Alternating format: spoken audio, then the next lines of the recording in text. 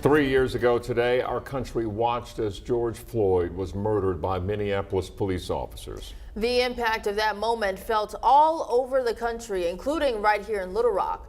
Thanks for joining us at 10. I'm Faith Woodard. And I'm Craig O'Neill. Protests were the biggest in Minnesota, but Arkansas had plenty of its own. So 3 years later, what's changed, if anything? THV 11's Ian Russell spoke to one woman who helped organize protests during that time and has more.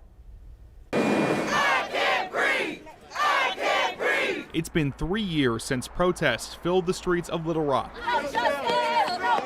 And Natalie James says she can still remember the pain that got her out there in the first place. And when I saw that and heard him calling out for his mom, it broke me down. She got involved after seeing George Floyd's death in that video. Protests began in Minneapolis and quickly spread around the country, including right here in the heart of the natural state. To feel our pain and understand we're all in this together. Protests lasted for weeks, many peaceful, some turning violent.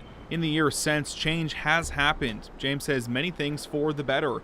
Former Governor Asa Hutchinson signed legislation requiring trainings for officers to prevent excessive force, and Little Rock Mayor Frank Scott Jr. banned chokehold use for the Little Rock Police Department. Scott was also out protesting, just like James.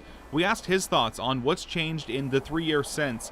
In a statement, he said in part, quote, "We are reminded today of the progress we have made toward ensuring fair and just treatment, but we know there is still so much more work to be done." James agrees. We need the right types of bills that are going to better protect our constituents. She ran for Congress as a way to introduce her own change, something she says should be the next step. We've made change.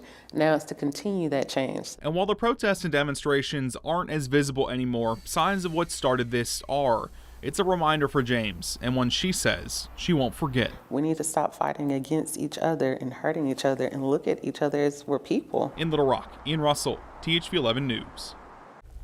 All 4 officers face federal civil rights charges because of their actions. Derek Chauvin, the officer seen kneeling on Floyd's neck, is facing 22.5 years in prison for second-degree murder.